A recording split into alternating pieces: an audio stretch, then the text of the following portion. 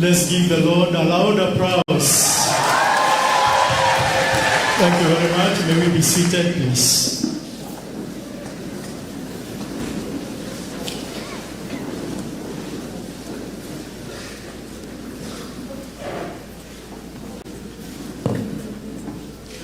The Deputy President of the Great Republic of Kenya, His Excellency Rigathi, Gachagua, the MP of this area, Dr. Shadrach, members of Parliament present here, and I can see we have PS people here with us, other very distinguished leaders of this great country, all protocols observed. And of course, the whole clergy here present, led by none other than Bishop of this Synod, Reverend Dr. Bundi. Bwana Yesu asifiwe. God is good and all the time. Thank you so much. Bishop, I want to thank you most profoundly for the great organization I have seen in this service, and of course, with the leadership of the Synod, the circuit, and particularly the leadership of the host church. I want to thank you for cooperating with other leaders here present, especially the leaders from the national government, to make sure this occasion runs seamlessly. I don't take that for granted. It has taken the input of dedicated leaders, men and women, youth, and even the children.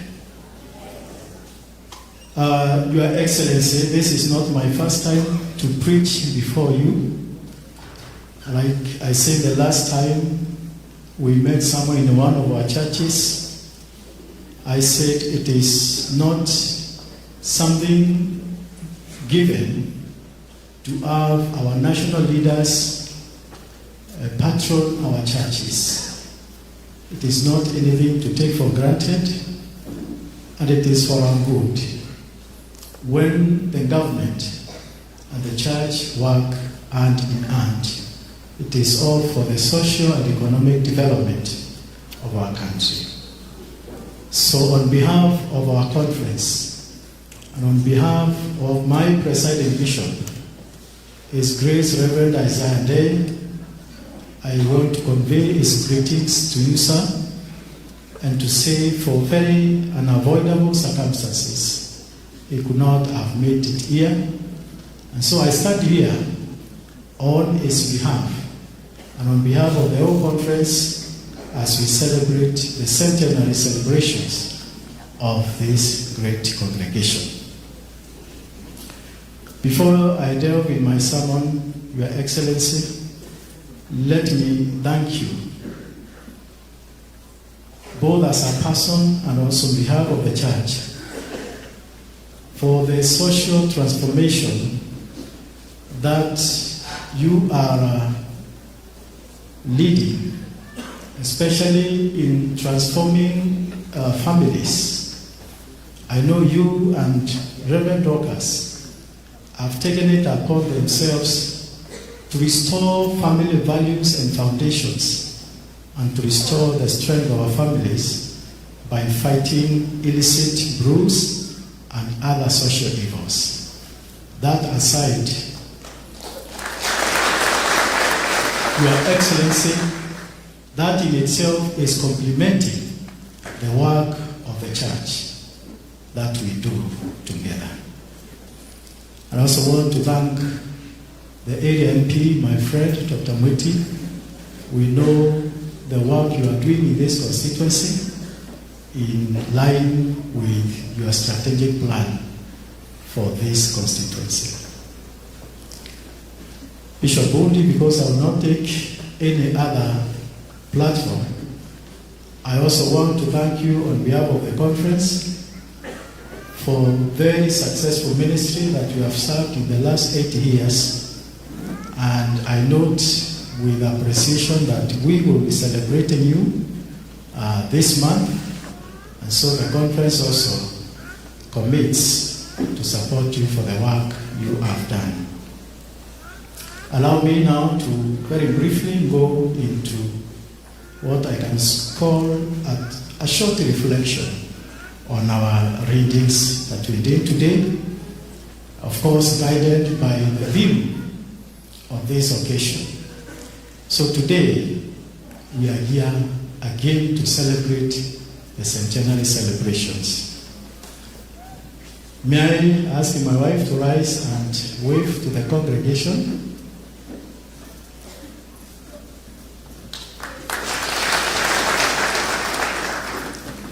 Today we gather here to celebrate the work of mission begun by those fathers and mothers of faith who dared to embrace faith in Jesus Christ in very inconvenient situations. I say this because Kenya was declared a colony of the British government on 23rd July 1920. And just 4 years later, this church was born. And so it is good to recognize that the context of this celebration is that at that time, the Methodist Church in Kenya was a synod of the British Conference. We were being governed as a church from London. And so today is a great milestone to know that as we celebrate this, it is also alongside celebrating the independence of our nation. The Methodist Church in Kenya became independent from the British Church in 1967, just 4 years after our nation gained self-rule. And so to accept Jesus Christ those days was not fashionable and convenient, unlike today. Our mothers and fathers of faith made so many sacrifices, including rejection, for defying their traditional customs, especially those which did not agree with the Christian faith. Today, we celebrate their courage and vision to chart the uncharted waters in pioneering the work of mission and ministry in this area. They dared to dream of a transformed community through faith and education. Today, as we gather here, we are just adjacent to a school, which is also a Methodist-sponsored school.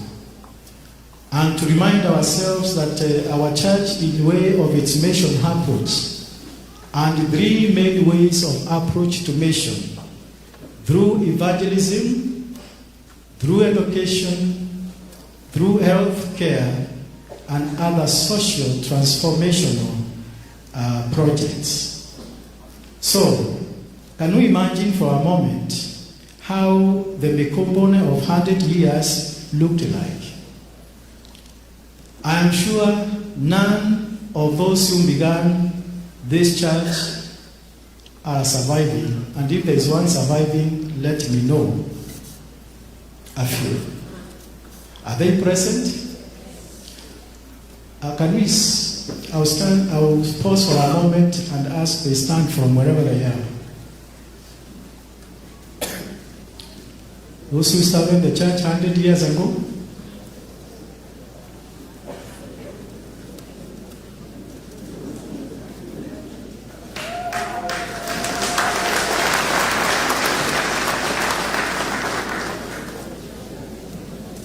We thank God for Mzee. If those who began, especially those who went to be the Lord, would come alive, they would think they are woken up in another planet. What we would consider normal and take for granted, they would celebrate and thank God not for a few hours, but for many days.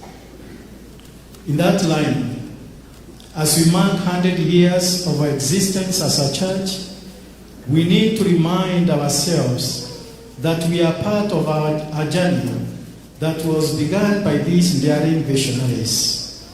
We have an opportunity to reimagine another 100 years, not for ourselves, but for those who will come after us. And so today, we have a great opportunity to reimagine 100 years from today, not for ourselves, but for those who will come after us. God has given us an opportunity to do something. In our reading in Joshua 4:21 following, when Israel crossed Jordan, Joshua did a remarkable thing. They had undertaken 12 stones from Jordan and set them up at Gilgal, saying, when your children, please mark this, when your children ask you what they mean, tell them this: Israel crossed Jordan on dry ground, for the Lord your God dried out the Jordan before you until you had crossed over. He did this so that the peoples of the earth might know that the hand of the Lord is powerful, so that you might always fear the Lord. This was a perfect remembrance. It is not easy to summarize the history of 100 years, but we are being reminded that the journey of 100 years has taken the hand of the Lord in what we can see today. Today we gather here to be reminded that what we see today in terms of development took the faith of those who trusted God. We celebrate the miracles of social and economic transformation in our community. Joshua wanted the people to know their history. He wanted the future generations to remember their identity. He also wanted them to acknowledge God in their journey. And he wanted them, the people, to remember. It is important to remember. Many times what we take for granted, even as a nation, it has taken years to build. It has taken daring and visionary leaders to build. Today we stand in the threshold of history to remember our fathers and mothers of faith who dared to teach us the faith and to raise generations that have come past. He also wanted them to honor God. And God is calling on us to remember where we have come from as a nation, families, and the society. We must remember instances in our lives when God alone prevailed and departed waters which could have swept us away. Each one of us here as a journey. Each one of us here as a history. Many times, I even hear my own children, even my last one, say, Meru, karayamu no. Nendi nkaulia karayaka mwana oikariku ndebe. So, each one of us has a history. Each one of us has a journey. I want you to pause and remember the Jordan times of your life journey. The Jordan times of your journey. When there was a big river to cross, and it is only God who could have made those waters part for you to cross. We have been given an opportunity Not only to remember the centenary celebration of this church, but also to remember in very special ways how God has helped us. In very special ways, how God has helped you as a family. Remember when you were at your own Jordan, and things were so difficult. And many times when we cross our Jordans of life, we forget. Would you remember that time you were really seeking for a job, and you turned either in Meru or Nairobi for many years? That was your Jordan. And when you crossed, how did you feel? Today you have an opportunity to raise an Ebenezer and say, thus far, the Lord has helped me. Can you say to your friend, sitting next to you, this far the Lord has helped you? You may not know what that person means, but each one of us has his Jordan. Even our deputy president has had his own Jordans to cross. Even as I preach to you, I have my own Jordans that I've crossed. And when I get to the other side, I actually wonder, how did I make it? But the good thing is, God was with us. Thanksgiving is also an opportunity to acknowledge others. We should never forget those who helped to build what we see today. Because their future is what we can see today as our present.